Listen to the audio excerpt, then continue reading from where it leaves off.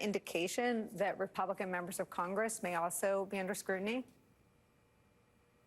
Well, Nicole, I think that's certainly likely. Look, I mean, two things strike me about this. One is the breadth of the activity that is revealed in this article. One, you're talking about people on the ground providing security. You're talking about the physical aspects of the people who were at the rally, who moved to the Capitol. But you're also talking to things about the fake elector slate. There's some information there about potentially allegations of false fundraising for a political action committee that was involved. So this isn't just one event. You're seeing a variety of potential criminal activity that's implicated by all these various things. And then the other point is, these are all people who are approaching the inner sanctum of Trump. These are people who are in touch with Trump. And certainly to your question about Congress, you know, one of these people, Mike Roman, he is the person that delivered the fake slate of electors to Michigan and Wisconsin that ultimately ended up in the hands of Ron Johnson.